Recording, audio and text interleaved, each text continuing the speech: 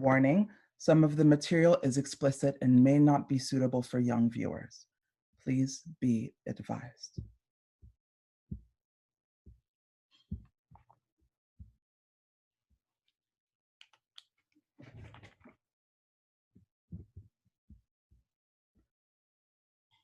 My name is Jacqueline Hume, and I will be doing a monologue called Beautiful Burden. I am Black, je suis Noire. I didn't know I was Black. Honest, I had no idea there was such a thing as color, as racism, as prejudice because of one's race. I only knew mom and dad, my siblings, my family, my best friends, Melanie and Awa, who were Salvadorian and Senegalese, my neighbor Sam, who was American, my classmates who were different shades and colors. How could I know such evil? Or maybe how could I not know? I came from a well-to-do family, a diplomat's daughter, private school education, upbringing in different countries all over the world, accustomed to dealing with different kinds of people from all kinds of backgrounds. I liked someone because of who they were, and I didn't like someone for the same reasons. It was as simple as that. There were hushed conversations and lingering thoughts in movies and TV shows that talked about racism, but it wasn't real. At least it was not real to me. What was colorism? What was bias? Did people really hate others because of the color of their skin?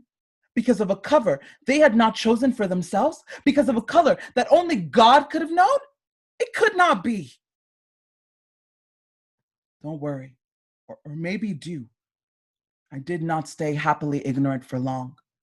US history would not deem it so, and if that was not enough, I experienced it myself. The first time I felt my Blackness and was faced with racism was in Portland, Oregon. Portland, a liberal city, a city of hippies, of peace, of love, of pacifism, a city of whites, a city with hidden agendas and secret hate.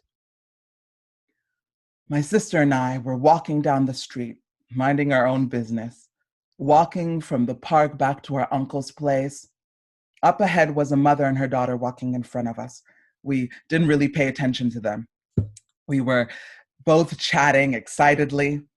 As the mother and daughter passed us, I heard the daughter say, "What is that?" My sister looked up shocked and asked me, "Did you just say that?" I'm sure it was nothing, I replied. Maybe it's the first time she had ever seen Black people. Don't worry about it. The second time was more insidious, more in your face, more traumatic. My sister and I were walking again on the long, sinuous road back to my uncle's house. We were chatting, laughing, and joking, not really paying attention to our surroundings.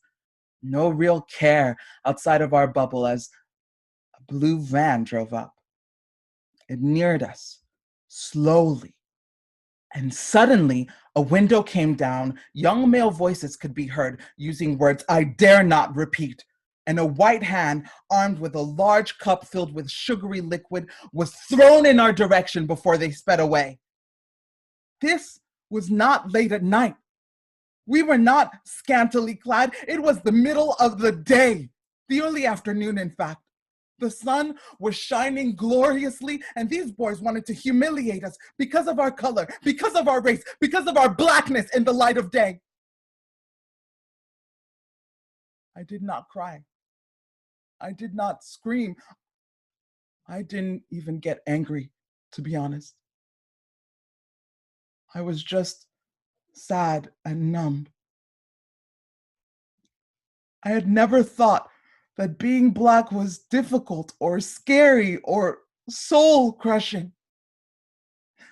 I thought it was the same as being white, tan, brown, or any shade thereof. I was wrong. Being Black in the United States and in the world is what I would call a beautiful burden.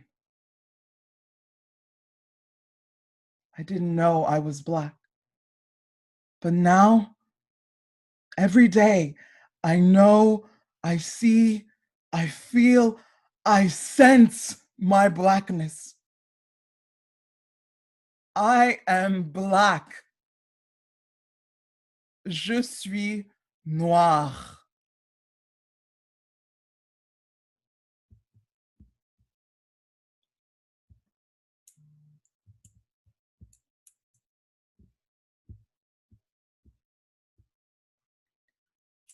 Whitney Geohagan, it's not just about us.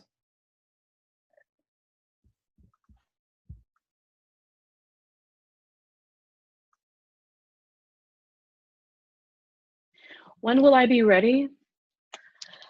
I don't know, Jason.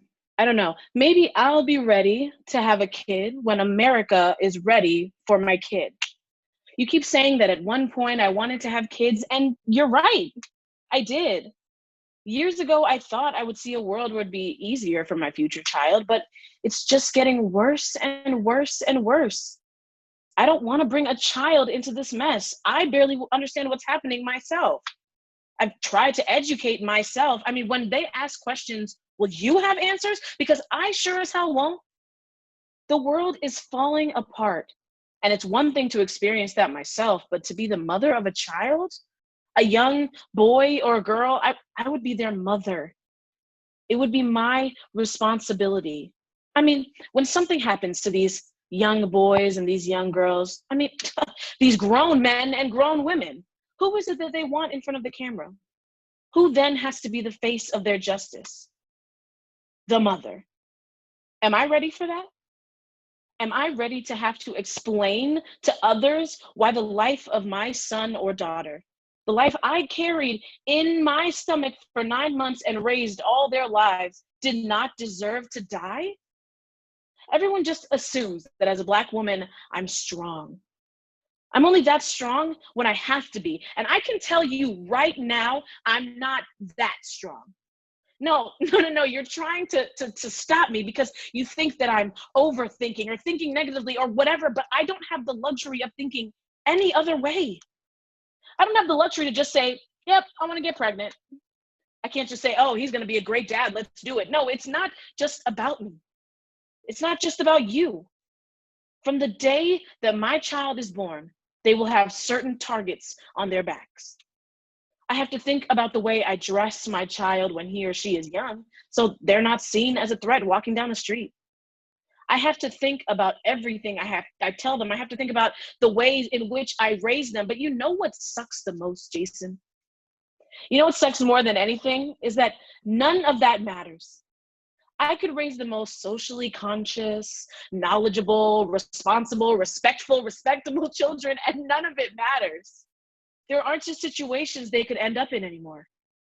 There aren't specific looks anymore. It's anytime. It's anywhere. Asleep in your own home? Yeah, it could happen then. Want some exercise? Nope, can't jog on the sidewalk. People who look like us just can't live anymore. And I cannot, no, I will not apologize for being hesitant about bringing a child into that. Just take a look outside the damn window. This world is not built for us. It never has been. And I don't know if I'm ready to hold my newborn in my arms and know in that moment, he or she is the safest they are ever gonna be. You know, my parents never had to talk with me. They sent me to the best schools they could find and tried to just shelter me away from it all. So much so that I didn't even recognize racism. I didn't see it when it was happening right in front of me, not until I got to college. Not until the racism was too blatant to ignore. Not until I was a constant and honestly easy target. And part of me wished that my parents had sat me down and explained to me what was happening. Explained to me that this was something I would face. I wish that they had prepared me for it. I see some parents on Instagram and on Twitter teaching their 4 or 5-year-olds how to speak eloquently so nothing is assumed of them. Or teaching their 12-year-olds how to use words to defend themselves against a police officer who may try to stop them on their walk home from school. No one wants that. I just want to raise happy, healthy children. I want to grow old with you and have many, many, many grandkids and die before my child so they can have that experience as well. For some people that don't look like me and you, when they decide to have a child, yeah, it's as simple as that. But for me and for us, it has to be more than that. Are we ready for all this, to what bringing a child that looks like us into this world means? Because I'm scared. Aren't you?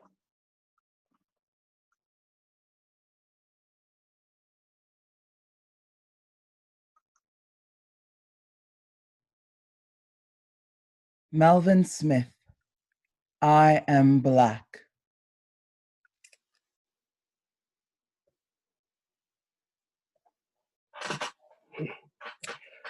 I am black. Yeah, I am black. I'm Muhammad Ali black, confident and courageous, beautiful and boisterous. I'm bragging and backing it up black. I'm a follower of God, and I'm ready to take a stand. I'm willing to compromise my beliefs because I am black. Yeah, I'm black. I'm Malcolm X black, a righteous warrior, demanding equality by any means, ready to give my life black so the next generation can live unafraid because I am black. Yeah, I'm black. I'm Denzel Washington black, smooth and charismatic, sexy and sophisticated, A-list celebrity black, award-winning, artistic driven, King Kong ain't got nothing on me because I am black. Yeah, I'm black. I'm Emmett Till black, young and innocent, son of a valiant mother, brimming with potential that would never be fulfilled black, victim of inhumane evil because I'm black. Yeah, I'm black. I'm Mary J. Blige black, dancing through my pain, falling down and getting back up, strong yet vulnerable, expressing my soul through my music black, a queen with no crown because I'm black. Yeah, I'm black. I'm Serena Williams black, powerful and dominating, fierce and unstoppable, role model to the disadvantaged, mother, wife, and sister black. I'm a champion because I'm black. Yeah, I am black. I'm Rachel Dolezal black, NAACP leader and, wait a minute, never mind, not black, but I'm black. I am black, and black is everything. Black is strong, but black is gentle. Black is beautiful, but black can get ugly. Black is love. Black is hate. Black is rich. Black is poor. Black is straight, and black is gay. Black is athletic. Black is awkward. Black is a raging inferno, but black is calm. You see, black is everything human, and everything human is black. So respect that.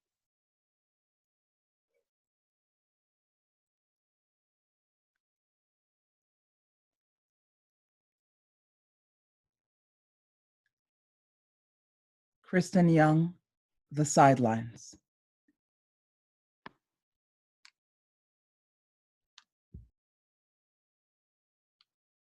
No, you don't understand. For years, you sat on the sidelines listening to her side of the story, but never doing anything about it. You knew this was an unhealthy relationship, but you barely did anything to even attempt to change it. How can you expect me to believe you were staying neutral? How can you expect me to believe you were trying to make things better?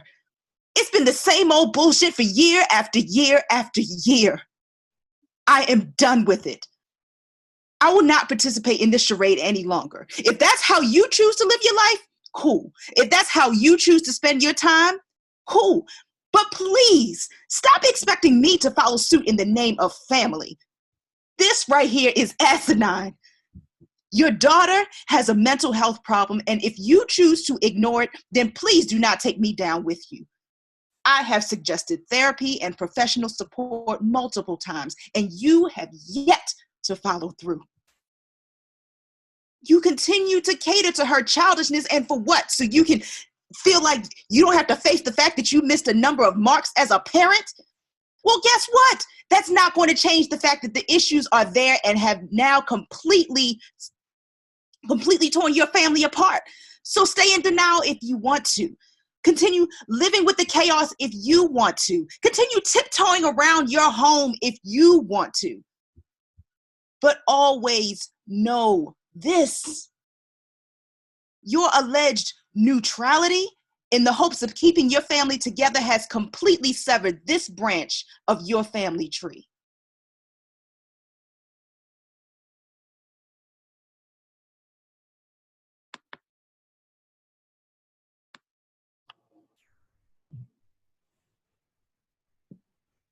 Amber Brooke, The Road Trip.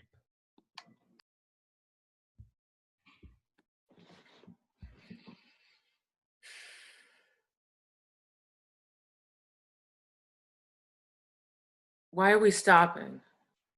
Didn't we just get gas a few hours ago? Don't tell me that your car has already run out of gas. Fine. No, I don't want to go inside the gas station. Ever since we left North Carolina, I've gotten more and more nervous. It may not seem like I have a reason to be nervous, but oh, I do. I don't want to go inside the store, wondering whether or not that older white lady sees me as a human or not. The 1960s civil rights movement wasn't 100 years ago, you know. I'm not being crazy or suspicious. I'm just being a Black woman, traveling casually through the South in a country that's overtly hostile to Black and brown people. Yeah, she's just a person, I know. But what about my brother and father? What about me? Aren't I a person too? We're almost at Alabama. I didn't realize I'd be so nervous. Maybe I'm being a wimp. Maybe I'm on edge for no reason. Maybe my friends are right. There's nothing to worry about. It's 2020, you know? Maybe it's me. I must be the prejudiced one. No, I'm just scared and paranoid. Almost 20% of African Americans in the US live in the South, but there's still so much inequality. It baffles me why I should just feel fine here. This is a place I have been taught would not welcome me, and it has stayed within me in my heart. I've asked my friends and family if they too feel safe traveling and being while Black in the South. The answers were unsettling. They varied among each person I asked. See, it's not solely in the South, no. It's not the specific place that worries them. It's the people. I learned that the fear and uncertainty is not tied to a single place. It's the people. No matter if it's the United States or beyond its borders. Anyone remember Eric Garner? He was killed in New York City. That's not the South. That's supposed to be one of the most progressive cities in the world. Or Rodney King. He was a victim of police brutality in Los Angeles, California, Hollywood. Countless of unknown names and faces lost to racism that seeps through every fiber of this country, and it's so ingrained that many cannot see it. In Spain, a fellow student told me that while we were studying abroad in Madrid, she was approached countless times for drugs. All because she was a dark-skinned Black woman. Or what about Philando Castile? He was killed by a cop in front of his woman and child in Louisiana. Legal, registered gun owner. The whole world saw it, including the NRA. And those bastards were silent. I remember I was stopped by a police officer for speeding in the early hours of the morning. I was lucky. The police officer was kind to me and sent me on my way.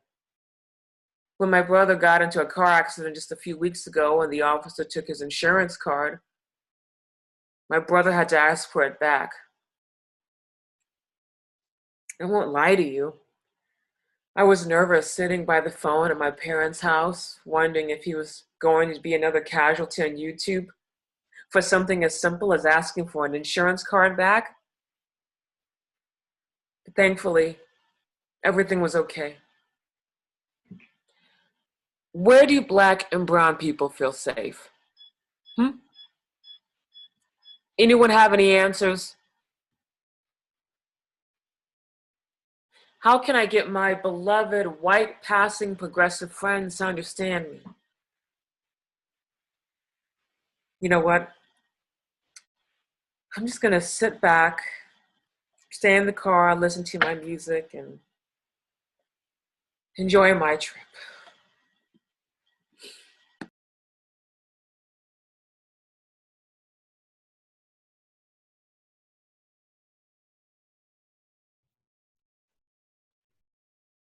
Emmanuel Catalan, ordinary traffic stop.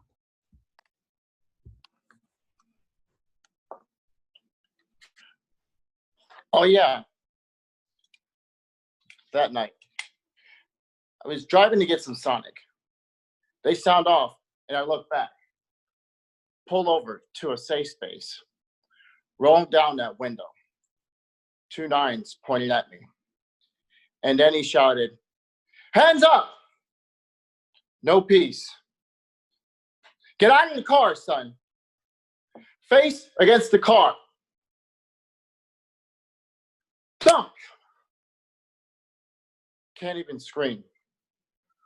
Or justice darts into that dome. My car, they ransacked. My pockets, they searched. My dignity, they stripped. I won't even get into my rights. I don't have any rights. I don't deserve any rights. At least that's what they think.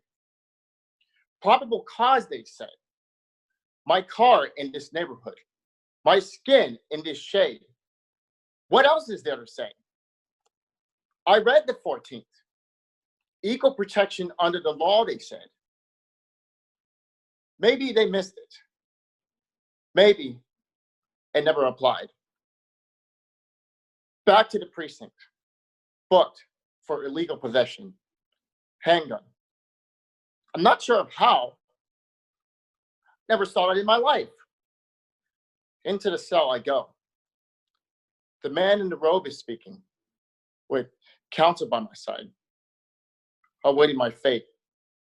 My process is due, but it won't come, and I know it. I'm too easy to shackle. Goodbyes are too long, so I refuse to say them. Not with friends of mine. For now, I just have this call. And all I can Thank say you is, for using Securus.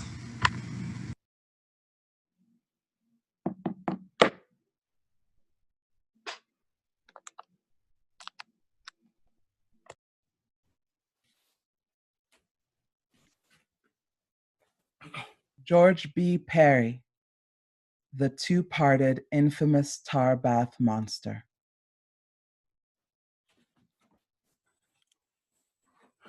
Oh, hello. My name is Jacob, and I'm 6 years old, and I go to school. I don't really like no fav recess. Uh-huh. That's my favorite 'cause I can go play outside, or I can run around, or I can play tag, or just like whatever.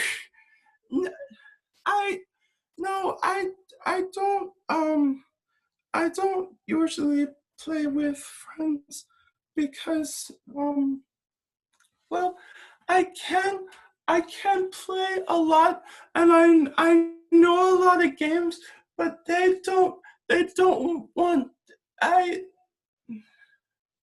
Except I kissed a girl. She likes me. Yeah, she's my first girlfriend. I can't tell you her name because I promised I wouldn't share, but yeah, so we have recess, and when we have recess, we went on the slide, and she tagged me, and then she ran on the slide, and then I ran to the slide, and I tagged her back, and then when we were on the slide, she gave me a kiss on the cheek, on this cheek right here, and no, we don't do that anymore. Cause she talked to her friend, and her friend said that after she talked to her friend after we slid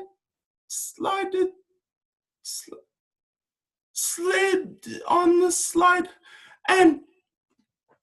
but now she plays with Ben the whole recess, the whole time, and Ben is a dumb, because he told me that I'm ugly and I smell bad because I took a bath in a tar bath, and I don't even know what a tar bath is, but I'm not ugly, and I take baths in the regular bath, and I don't smell bad.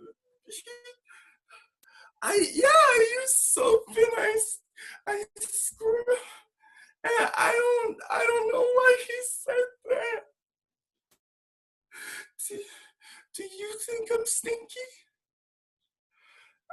I don't know. That's why I asked you. What if I'm so stinky? What if I'm so stinky, and that's the reason they don't want to hang out with me. They don't want to play with me. Why? We no more time for. Oh. Okay. See you next week.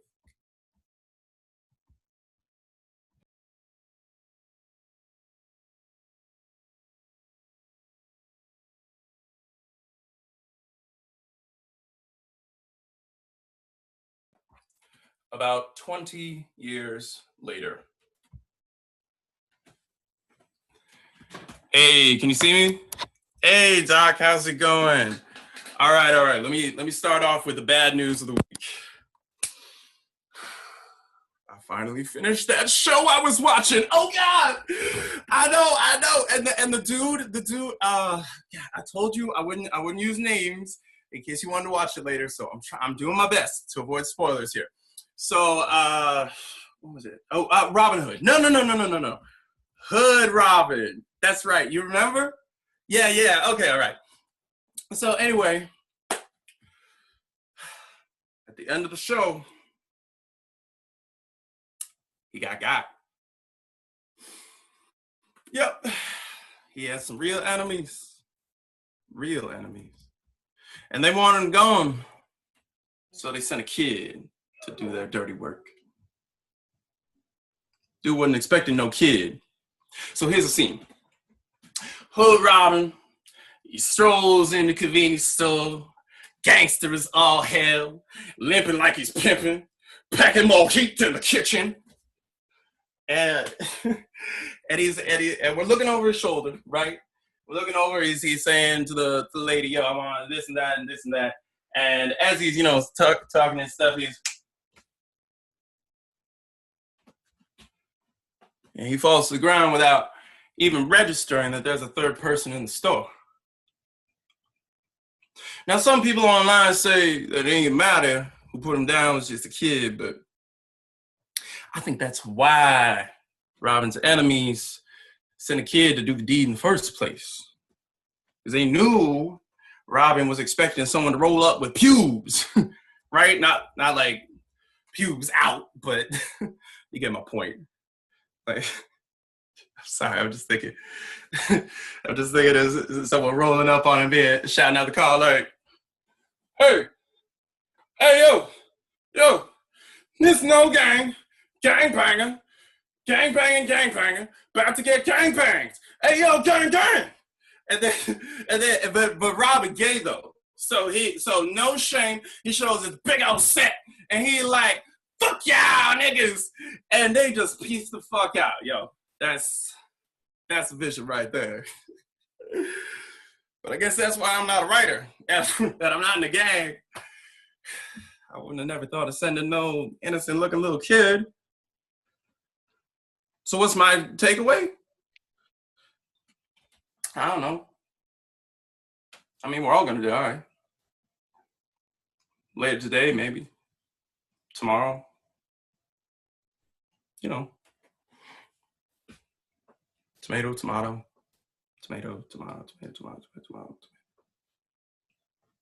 You know, I was thinking, the best self-defense likely won't prepare you for the unlikely event of Dwayne "The Rock" Johnson challenging you in the ring, because the first thing you said when you finally saw him was you commented on how stupid he looked in that tutu where he was teaching kids about the value of dental hygiene. And he said he still didn't floss that night because nobody took him seriously because he looked so dumb in the tutu, of course. In all honesty, that scenario is a little bit on you. I'm sorry, I'm not trying to be morbid. I'm trying to lighten the mood a little. My point is really, we're all defenseless. No, it's not like I'm hearing, I'm not paranoid. I just don't want to be blamed for, I don't know, no one, everybody. I feel like people think I'm some kind of monster. It's like they think that I hurt people and I don't care. Both of which are false. I do my best to help people and I feel bad that I can't do more. If people were halfway honest, they would admit that they don't care about a quarter of the things that they pretend to. But still, they'll play and pretend along and laugh along and pretend sad again and around and I can't always do that. Well, it's just hard to smile back when such obvious lives are being shoveled down my fucking throat like black holes into a furnace. They're lying that I'm dangerous somehow. I mean, I am, I guess, but everybody is. Everybody is capable of hurt. And it's not like I personally have ever actually hurt anybody, ever. But it's like people look at me and think that I'm some sort of untamed or unwashed beast. Because here's the funny thing about this totally random logic. If I were to inexplicably and suddenly become violent, then I would be so much more devastating than if they themselves were to inexplicably and suddenly become violent, which would never happen, of course, because they are far more civil than I. Far more civil. So, if these pedestrians persistently, implicitly insist that I'm some sort of uncivil beast, then by their own standards, so are they. And their loved ones and their little kids who Hood Robin never saw coming. You know, you keep asking me, who are they? Who are they? I don't, why do you keep asking me that? I told you, just people it's just in general. I feel like people treat me differently. I think it feels like people see me and see danger. So much so that I can't make a good first impression on new friends or potential friends that I could have had, and I can't just talk to some girl without the idea that I have the absolute worst imaginable intentions, only thinly veiled under my actual words and deeds. Well, I don't know how to make my intentions any more clear, because I guess what I'm trying to say, I don't see why I am particularly dangerous when very few people lack the finger strength to scratch their heads. Why would you trust anyone? We've all wronged somebody, maybe a few people, in ways that we don't know and we haven't really considered, because frankly, we don't really care. And still people are on the lookout for the bad guy. Well, you could call me a Buddhist, Doc, because I think the answers were inside all of us all along. No, I'm trying to say we all have the capacity for wrongdoing, and people at large try to paint me. I'm not trying to say specific people are saying I'm the bad guy, but it's. Yeah, I guess then I don't know for sure. Time, thank you. Thank you. I'll see you next week.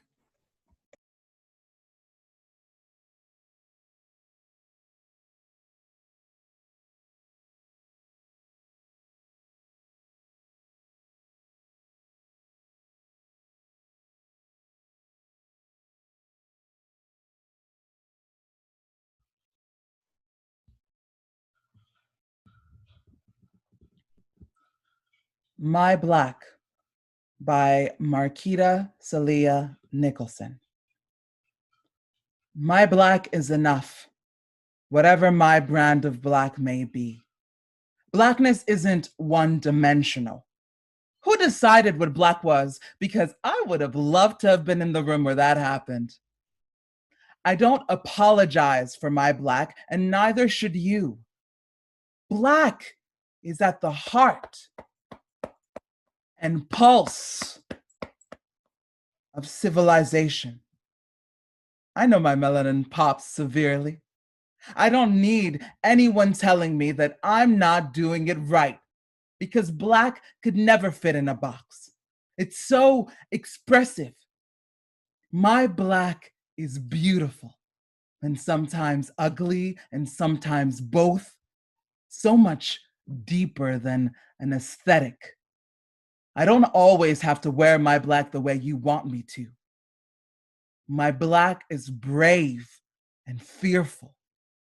My black is wild and free, with just the right amount of prude for me. My black is what I make it, and trust me, I make it what I want. So here is to my fellow black rockers, blurs, black LGBTQAI, black goths, black witches, black Christians, black hippies, whatever your black may be, it's enough. And you are doing perfectly.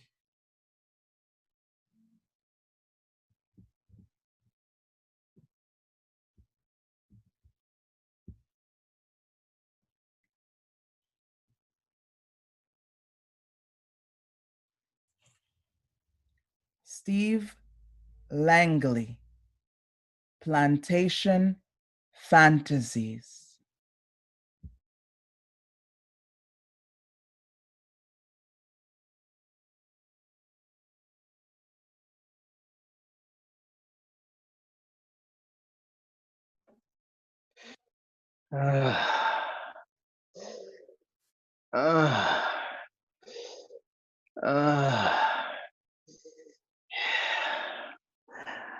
I'm banging a hot, wet white boy.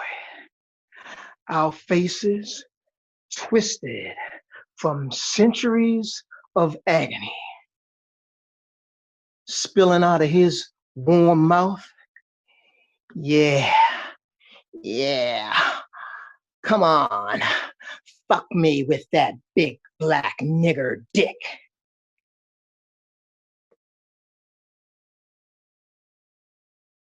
Oh, I pause for a millisecond.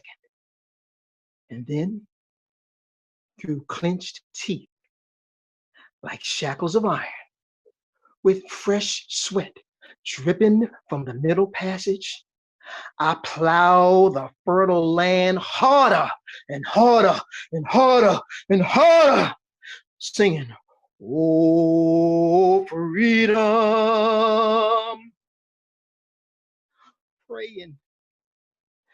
Praying that from his pink polka-dotted anus, laced with the stars and stripes, I will draw the red, white, and blue blood that will serve as my righteous indignation.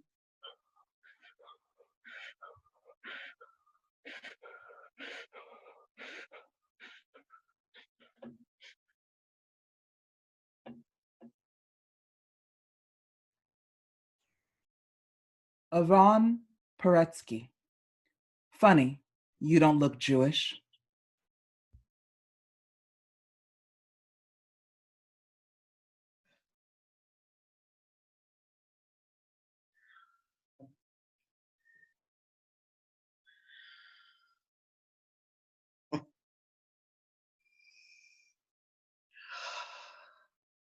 She's having her granddaughter's baby naming. It's like a christening, but no water. They need more plates, and they need them now.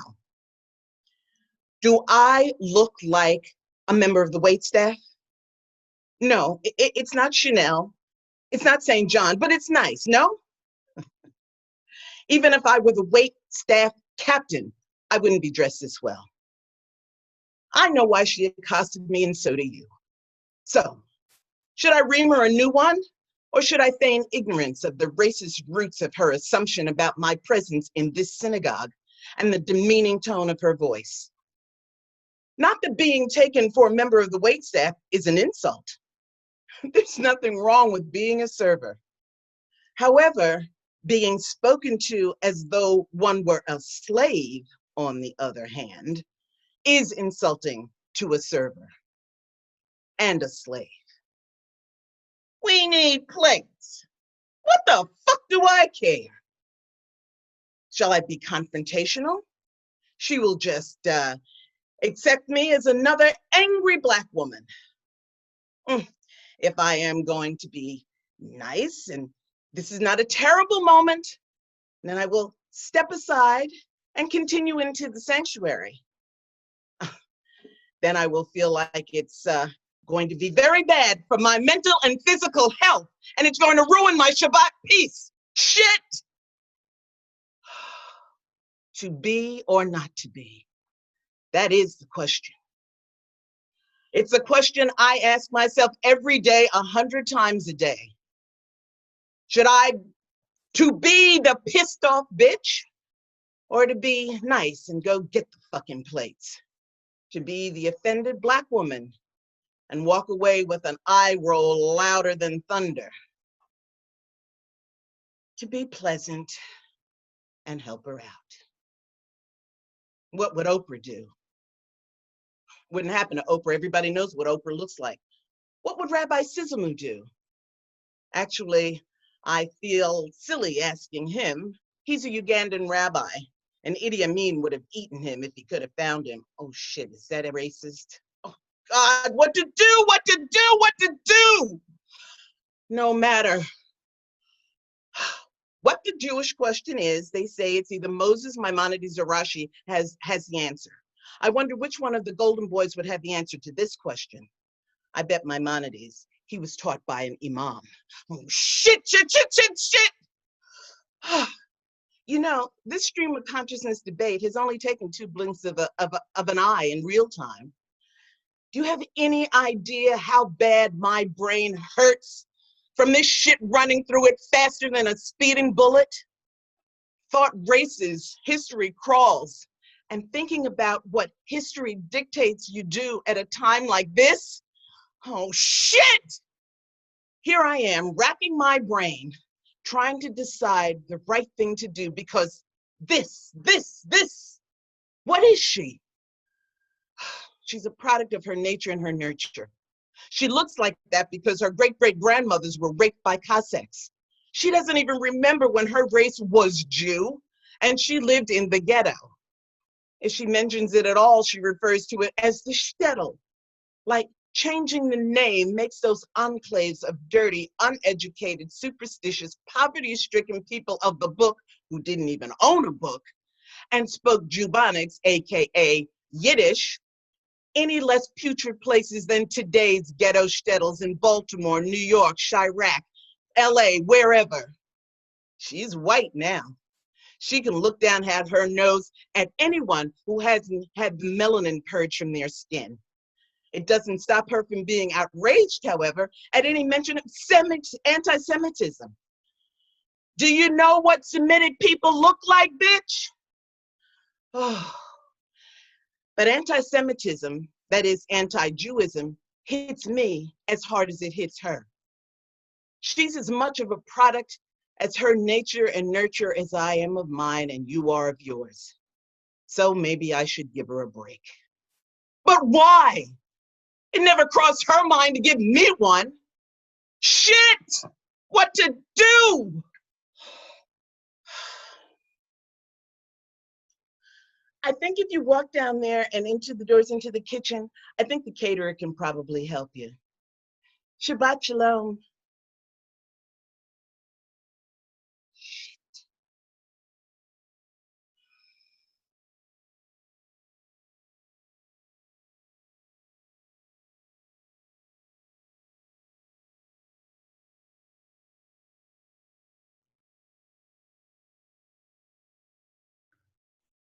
Whitney Geohagan, a Ghazal, blood.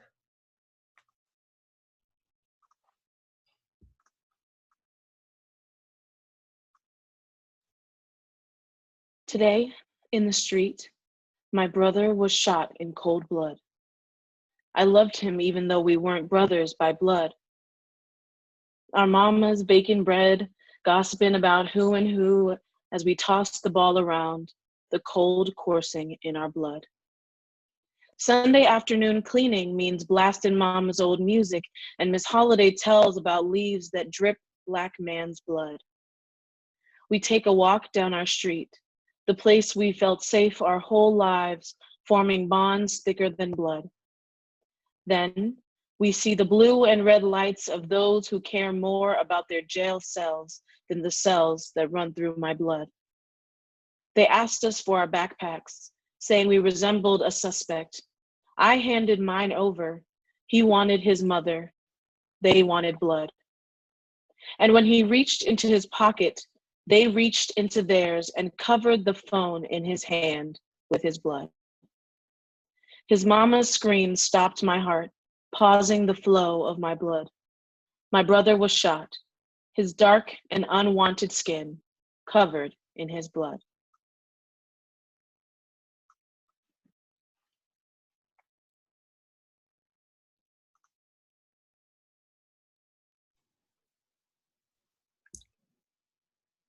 Melvin Smith, It Goes On.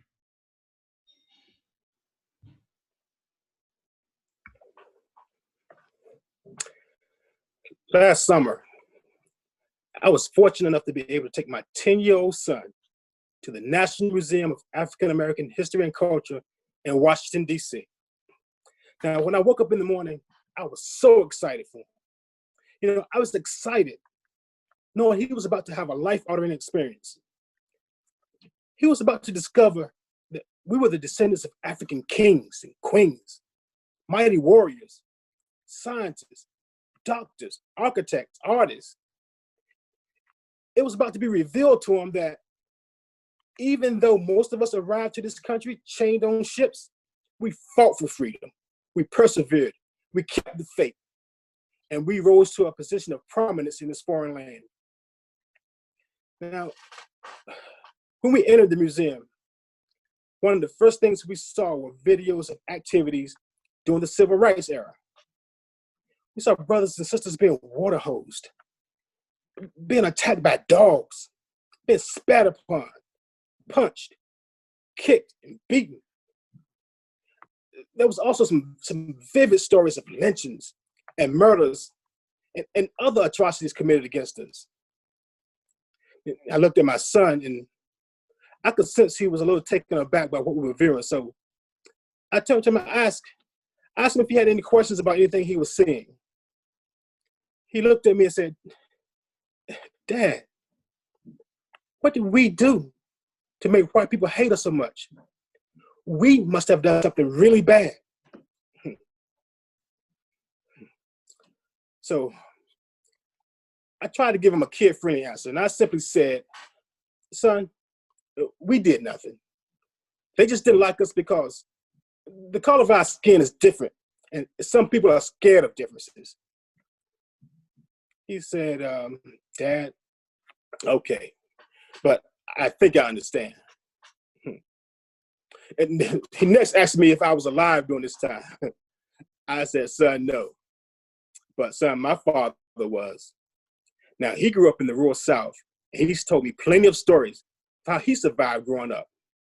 See, son, my father was a very proud Black man. But growing up in poverty in the South, he spent a lot of time working on farms for white people. Now, as a Black man in the South, they frequently addressed him as boy, and it really burned him up. He couldn't stand that. But my father explained how he had to just ignore it, just to survive and keep living. He gave me a lot of instructions on how to maneuver in this country and maintain your dignity and your life. It was getting kind of heavy, and the next thing we saw in the museum was the Rodney King video. Now, this was a horrific beating put on a Black man at the hand of several police officers. My son was watching it, and I could see the horror on his face while he was watching this. And I just saw this as another teachable moment. So I turned to him, and I talked to him about, always trying to do the right thing, about how we can't control anyone else's actions, but we can control how we react to them. I also advised him, "Son, there are actually more good cops than bad cops. But the bad ones, they're really bad." And I'm realizing as I'm speaking with him, I'm giving him all the same pointers my father gave to me about dealing with police officers, as well as other white people with authority. I explained to him how we don't assume someone is racist. But once they show us that they are, this is how you deal with them. So, I sense it had been a really heavy day for my son. My day started off, I was full of excitement, but it ended with dread. I felt dreadful for my son and what his knowledge would do to him. I felt dread just knowing what he's gonna have to go through just to grow up in this country. So I turned to him and I asked him, "Son, how are you feeling about everything we saw and what we've been through today?" He looked at me, he said, "Dad, I feel pretty good. I'm actually excited. I can't wait to have a son of my own and be able to teach him how to survive being a Black man."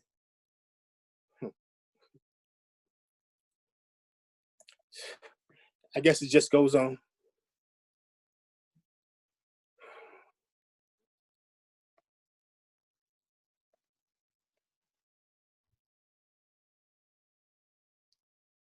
Fergusson-Vaux, what is the future of queer slang?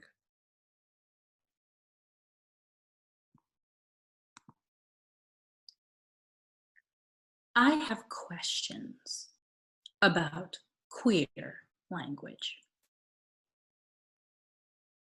Hunty, fishy. Yes, queen. sauce, trade, tea, snatched, work, slay, fix it. The thing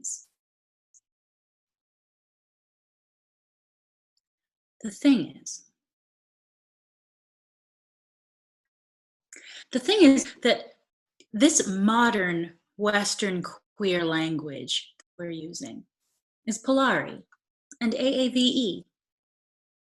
And we're so quick to identify Polari and get its propers, AAVE again.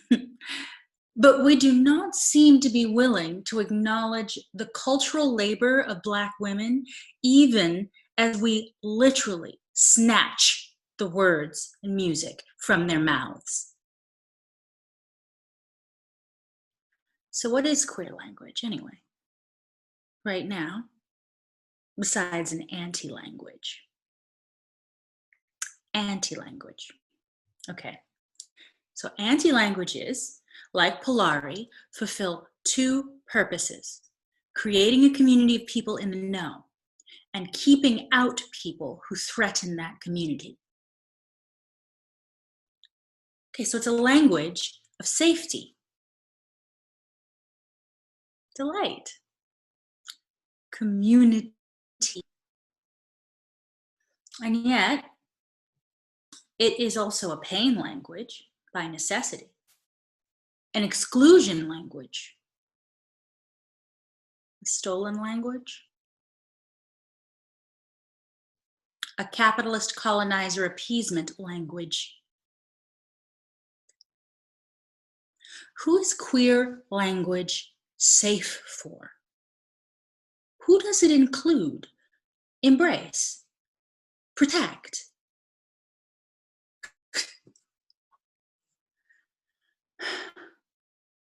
I'm thinking there's a place for my outrage.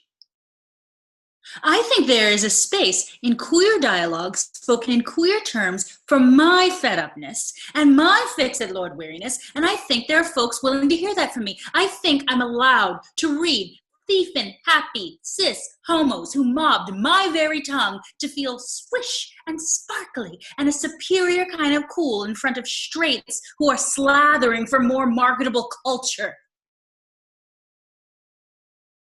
Yes. I'm allowed.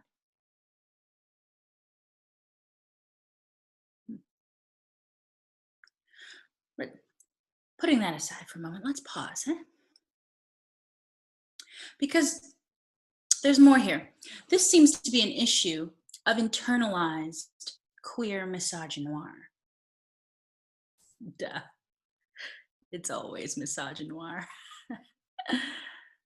But also the need to dance for massa. To be loud and flamboyant and visibly harmless. All that sass of a Black woman. All the sexiness of the forbidden sex. None of the expected aggression and resentment.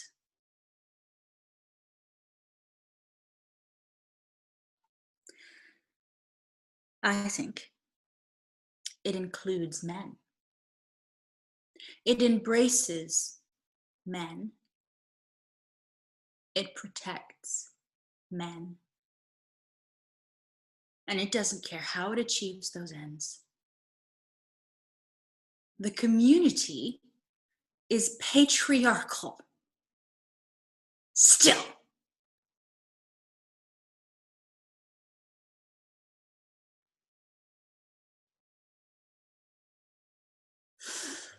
It's a language of camouflage. Harmless. Fun.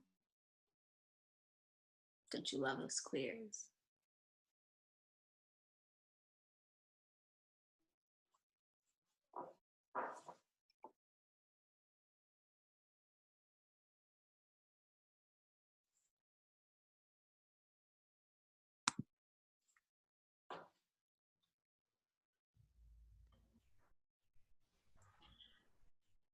Emmanuel Catalan.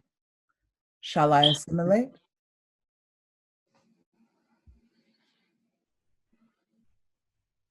I am no brother, not of yours, at least to me.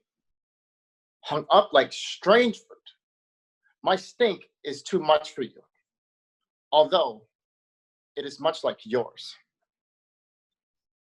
Blackberries are the sweetest, or so one would think, a taste unlike anything else. What's there to hate? I wish I knew. I trouble no one's house, yet I inherit the wind. Is there a time to smile, knowing that your only crime is the color of your skin? Keep it moving, son. That's what Mom used to tell me.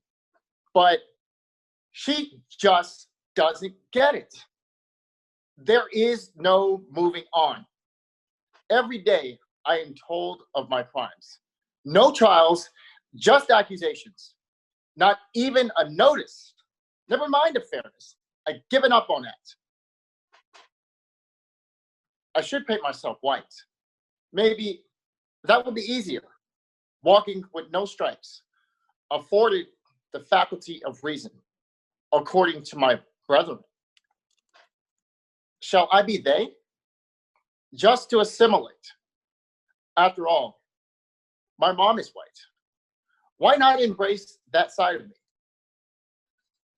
Should I not take the easy path? I know I can't. That's just not me. For if turning white is heaven, then I no longer fear hell. Paint me the villain, if that makes you feel a man. But I am done. I'm done crying. I'm done loathing myself. And I'm done trying to conform. This is who I am. A man made of melanin. I'm educated. I am determined. I am fearless. I am a lawyer. I am a poet. I am a writer. And I am Black. I will not change myself just for others' comforts. Leave that to another, because I am not the one.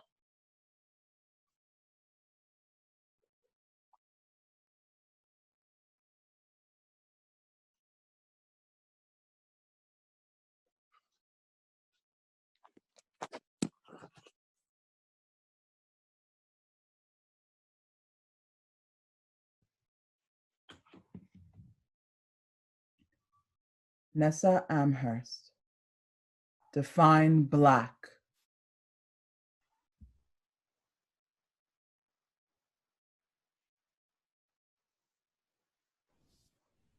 Why do you talk like that?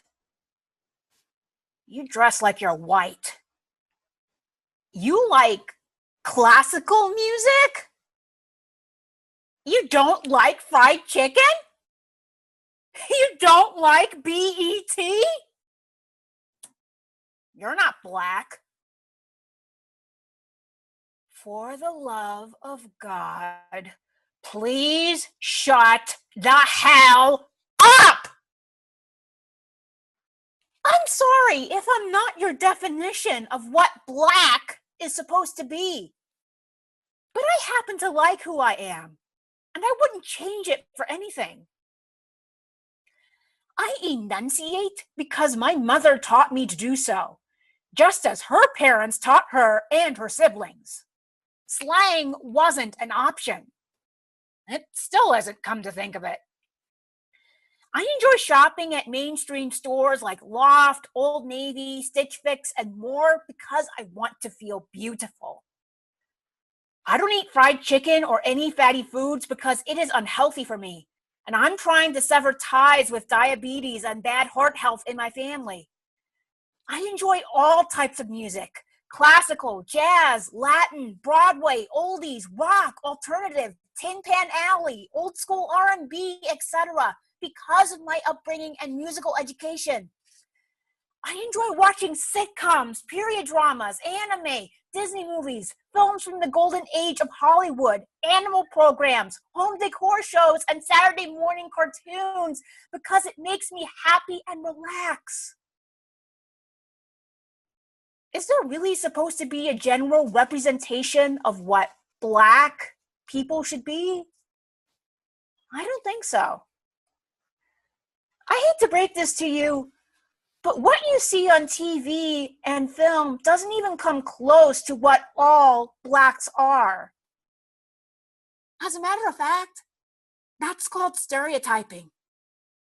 And it needs to stop. For example, I'm not a gangster or drug addict. I don't drink alcohol. I don't smoke cigarettes or marijuana. I don't go around dropping F-bombs or other curse vocabulary every second word when I talk. I don't do any of that because it makes me uncomfortable. I don't limit my music experience to just Black artists. I don't go to clubs on weekends or any given night. I'm not a loudmouth. I don't do any of those things Hollywood or the media paints us to be. Here's a thought. Tell stories about the Blacks you don't know or see on a regular basis. What about Blacks who like anime? What about Blacks who like to exercise? What about Blacks who enjoy eating healthy? Oh, what about Blacks who like games like Dungeons and Dragons or Settlers of Catan? Huh? What about Blacks who are quiet and introspective? What about Blacks who are gay, lesbian, or transgender? What about Blacks who are mathematicians? What about Blacks who love the theater? What about Blacks who speak other languages, not just Spanish because it's easy? What about Blacks who are scientists? What about Blacks who are paramedics as well as doctors? What about Blacks who hold major roles in the armed forces? What about Blacks who are into Shakespeare? What about Blacks who enjoy traveling? What about Blacks who play in symphonies? What about Blacks who don't look Black? What about Blacks who like classic novels by Tolkien, Jane Austen, or F. Scott Fitzgerald, just to name a few? What about Blacks who love fantasy? What about Blacks who adore Disney movies? Where are those stories?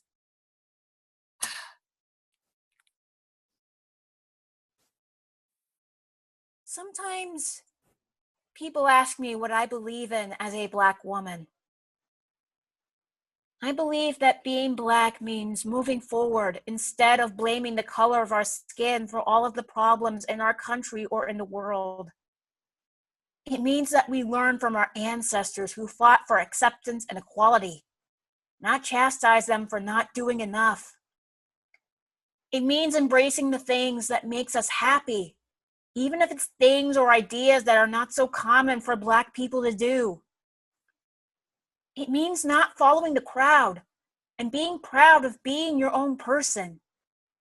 It means fighting for change that is long overdue and not just doing nothing. It means teaching others that character is far more important than color. I was once told to enjoy living on my plantation because of my thinking that our ancestors wouldn't want us to live in the past but instead move forward. For many years, that statement hurt me because of my progressive thinking. But my progressive thinking has become my strength. Our fight is far from over, but we shouldn't have to accept the stereotype of what our race is, because that's not who we all are. We deserve an equal representation of all the different personalities, likes, dislikes, and tastes. Not just a small fraction because it's what sells or what is expected to be seen. I'm not a perfect representation of what Black looks like. But I would rather be myself than be a copy of something that I'm not. And that's the way it should be.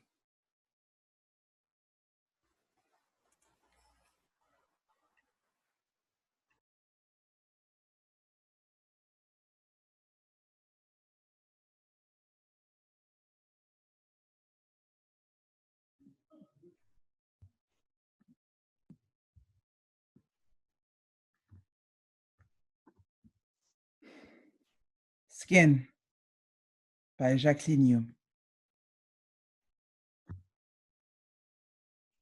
I never thought that my skin was something special. It was just there. I remember the first time I even thought about her color. I was 5. A classmate was making fun of me and said that my skin was like caca, poop, feces, excrement, nasty, foul, disgusting,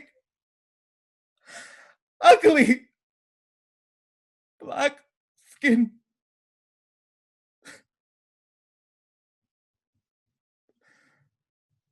I thought she was too dark to look like shit and dismissed it that night. The next time I was in middle school, another black girl, lighter skin, said that I was as black as coal. Black like the underground substance. Black like the fire-inducing material that turns everything else black, black, black. Black as in charred. Black as in burnt. Black as in dead. I did not feel good about her for a while. My skin, so black, so dark, so grave. Unlovely to my iris and unsightly to their eyes. Eventually, she became my friend again, but it took some time. It wasn't until I was a bit older that I heard more pejorative associations about black skin. Black skin equating hideous, inferior, unattractive, menacing, unsightly, hostile, charged, and ominous. Could she ever be uplifted? Could she ever be redeemed? I do not know. And yet she was. It happened when my family and I started moving into a new neighborhood. Our next door neighbor exclaimed as he saw her.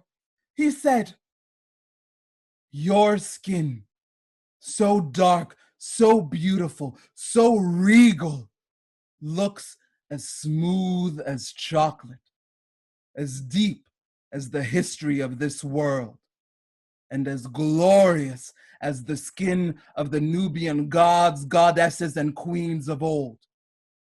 Do you see it? Do you feel it? Can't you see what power your skin holds?" No, I could not. I did not. But now I do. My black skin is beautiful and perfect. She hides the scars and blemishes that other skins only hide unnaturally.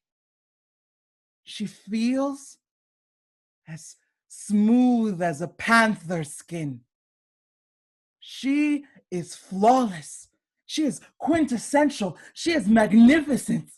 She is excellence. She is powerful. She is black.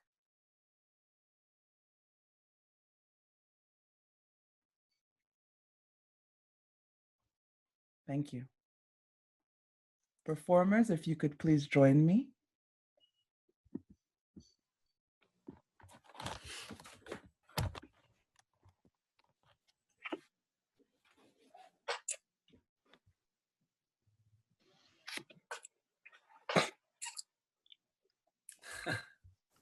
You got claps in the chat. Thank you. Whitney. I unmuted my video. Can you not see me? Your video, we can't see you. Thank you. Thank you.